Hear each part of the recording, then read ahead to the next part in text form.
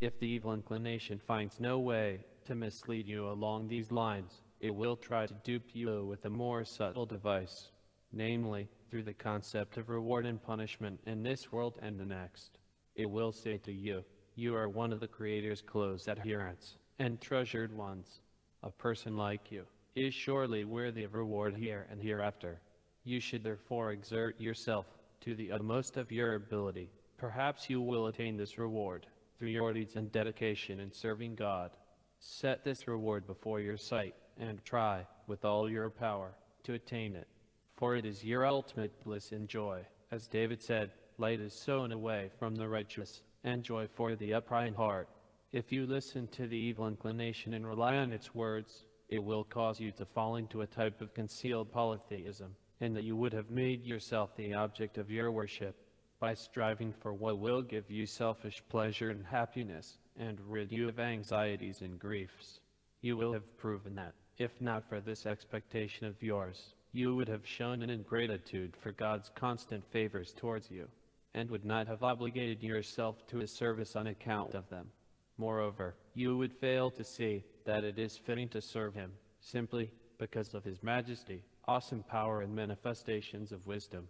It was this that our masters of blessed memory said, "Be not like servants, who serve the master on condition of receiving a reward, but be like servants, who serve the master not on condition of receiving a reward."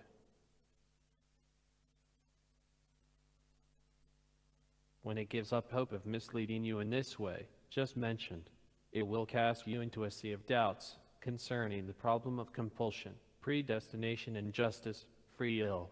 When it sees that you are negligent in your religious practice and inclining towards the way of disobedience, it will try to convince you of compulsion, using forceful arguments from scripture and tradition, in order to furnish you with a wide range of excuses. It will say to you, if the Creator wanted you to serve him, he would compel you and drive you to it, and there would be no deviating from what was predetermined by him. Could you oppose what he determines, or resist his decree? You can only do what has been determined for you to do, for control of all things is in the hand of the Creator. May he be exalted, as it says, "I am God, who has done all." If it sees you engaged in some secular endeavor and concern, it will say to you, "Beware of laziness and sloth, and rely on no one but yourself. For you have control of the good and the bad. You have the power to be active or passive. Exert yourself with all your strength, and labor with all your energy, and you will attain all that you desire of worldly pleasures. Do all that you can to avoid the causes of misfortune, and you will escape them. As the wise one said, thorns and snares are in the twisted path. He who guards himself will keep far from them. A man's folly warps his way, yet his heart rages against God.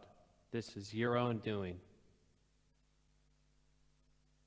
And so, the evil inclination changes its argument, at times basing it on compulsion and predetermination, at other times on justice and free will, as the occasion suits it to mislead and weaken you.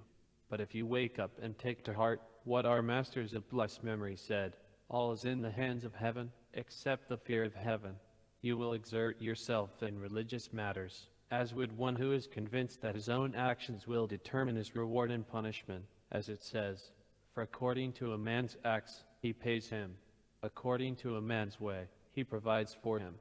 And you will conduct yourself in secular matters as would one who is convinced that his every motion and vicissitudes he experiences in his affairs are all in accord with what the Creator, may he be exalted, determines, and so he relies on him in all of them, and casts his burden on God. As it says, "Cast your burden on God,